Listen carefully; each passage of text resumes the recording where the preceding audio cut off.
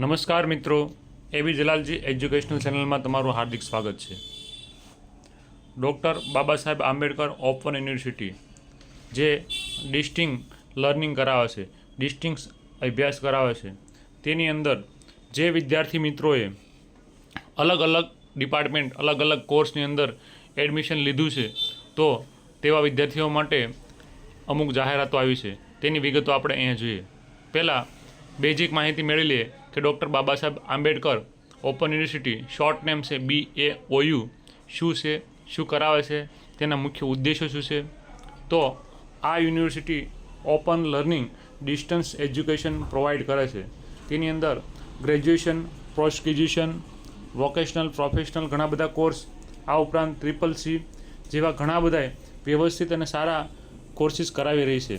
અને આ યુનિવર્સિટી ભારતની જે ખ્યાતનામ યુનિવર્સિટી ઇન્દિરા ગાંધી એટલે કે ઇગ્નુ યુનિવર્સિટી છે, તેની સિસ્ટર બ્રાન્ચ છે. આ યુનિવર્સિટીમાં જે વિદ્યાર્થી મિત્રોએ ગ્રેજ્યુએશન માટે ફોર્મ ભરેલા અથવા તો જેનું ગ્રેજ્યુએશન ચાલુ છે, તે એ લોકોની બે અલગ અલગ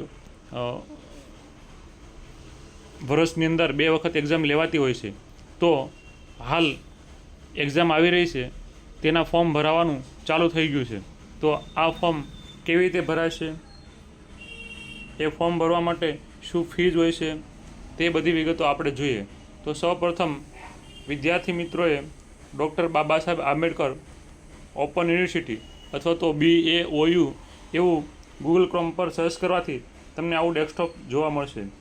તેની અંદર સૌપ્રથમ એડમિશનનો વિભાગ છે, ત્યારબાદ પ્રોગ્રામ છે, ત્યારબાદ અલગ અલગ ઓનલાઈન પ્રોગ્રામનું છે, સોર્સિસ છે એટલે કે ઓનલાઈન તમને બુકો પણ મળે છે, એકલવ્ય એટલે કે વિદ્યાર્થીની વ્યક્તિગત પર્સનલ બધી માહિતી આની અંદર મળશે.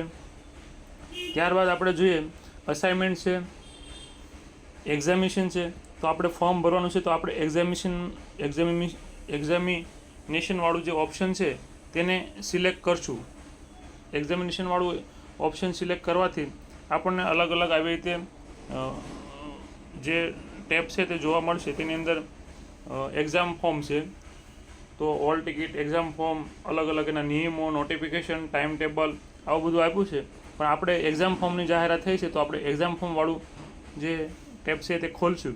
તો આગળ આપણને જોવા મળશે કે examination form July 2024 term and examination એટલે કે રેગ્યુલર જે વિદ્યાર્થીઓ આની અંદર અભ્યાસ કરી રહ્યા છે, વોકેશનલ અભ્યાસક્રમ કરી રહ્યા છે, તે બધા માટેનો જે પરીક્ષા ફોર્મ છે એ પરીક્ષા ફોર્મ ભરવાની તારીખ આવી ગઈ છે. આ એજ્યુકેશનની અંદર એક્ઝામ દેવા માટે પરીક્ષા ફોર્મ ભરવું કમ્પલસરી હોય છે. તો આપણે જોઈએ કે એક્ઝામ ફોર્મની અંદર શું છે. તો સ્ટુડન્ટ રજિસ્ટ્રેશન પહેલાં સૌથી પહેલાં આવે છે. તેની અંદર સ્ટુડન્ટ રજિસ્ટ્રેશનમાં અંદર ક્રેડિટ એટલે કે ABC ID પહેલાં નાખવાનું હોય છે. જો તમારી પાસે ABC ID નથી તો તમારે ABC ID જનરેટ કરવું પડે. તો એ ABC ID કેવી રીતે જનરેટ થાય એ પણ આપણે જોઈ લઈએ. ત્યારબાદ આપણો પ્રોગ્રામ એટલે કે આપણે શું સર્ટિફિકેટ કોર્સ કરીએ છીએ કે ગ્રેજ્યુએશન કોર્સ કરીએ છીએ, તે આપણે જે કાંઈ કરતા હોય તે આપણે કોર્સ આપણે સિલેક્ટ કરવાનો છે. ત્યારબાદ આપણે BA, BCom, BBA, BEd જે કાંઈ આપણે કોર્સ કરતા હોય આપણે BA સિલેક્ટ કરીએ તો એ કોર્સ સિલેક્ટ કરવાનો છે. ત્યારબાદ એનરોલમેન્ટ નંબર, જે પણ આપણો એનરોલમેન્ટ નંબર હોય XYZ, કોઈ પણ આપણો એનરોલમેન્ટ નંબર હોય 14, 15, 17 આંકડાનો જે કાંઈ હોય તે એનરોલમેન્ટ નંબર નાખવાનો છે. ત્યારબાદ ફૂલ નેમ એઝ પર આધાર કાર્ડ એટલે કે આધાર કાર્ડની અંદર જે તમારું નામ જે મેન્શન કરેલું છે તે નંબર આધાર કાર્ડ નાખવાનો છે. ત્યારબાદ આધાર કાર્ડની અંદર જે મોબાઈલ નંબર લિંક છે તે મોબાઈલ નંબર નાખવાનો છે. પછી આધાર કાર્ડ સાથે જે બર્થ ડેટ લિંક તમારી કરેલી છે તે બર્થ ડેટ નાખવાની છે. અને ત્યારબાદ આપણી ABC ID નાખવાની છે. જો તમારી પાસે ABC ID નથી તો ક્રિએટ ABC ID ઉપર જવાનું છે. ક્રિએટ ABC ID કરશો તમે એટલે એનું પૂરું નામ છે academic bank of credit ABC division. એટલે એની અંદર તમારે આધાર કાર્ડ પ્રમાણે પહેલાં સ્ટુડન્ટનો એનરોલમેન્ટ નંબર નાખવાનો છે, આધાર કાર્ડ મુજબ નામ નાખવાનું છે, આધાર કાર્ડનો નંબર નાખવાનો છે, આધાર કાર્ડમાં ડેટ ઓફ બર્થ હોય બર્થ નાખવાની છે, તમારું જેન્ડર સિલેક્ટ કરવાનું છે અને તમારો મોબાઈલ નંબર નાખી અને તમારે સબમિટ આપવાનું છે. એટલે તમારો ABC ID જનરેટ થઈ જશે. ABC ID અને ટોટલ તમારી ડિટેલ નાખવાથી અને પછી ત્યાર પછી તમે જ્યારે સબમિટ કરશો તો તમને તમારા સબ્જેક્ટ દેખાડશે.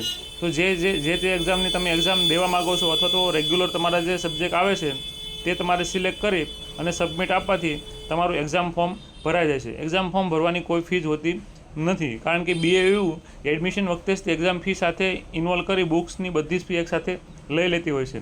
પણ તમારી જાણકારી માટે એ જાણવું ખૂબ જરૂરી છે કે જો તમે રેગ્યુલર એક્ઝામ નથી આપતા, દર વર્ષે એકવાર એક્ઝામ લેવાતી હોય, જો કે વર્ષમાં 2 વાર એક્ઝામ લેવાય પણ રેગ્યુલર વર્ષે લેવાય, પછી તમારી કેટીકે હોય તો વચ્ચે 6 મહિનાના અંતર પર એક્ઝામ લેવાતી હોય છે. ફેબ્રુઆરી અને ઓગસ્ટમાં મોસ્ટ ઓફલી એક્ઝામ હોય છે. તો એક્ઝામ્પલ તરીકે તમારી એક્ઝામ ફેબ્રુઆરીમાં છે અને ફેબ્રુઆરીની એક્ઝામ તમે ડ્રોપ કરો છો, તમે આપતા નથી અથવા તો કોઈ કારણોસર રહી જાય છે, તો એ એક્ઝામ તમારે ઓગસ્ટમાં દેવી છે.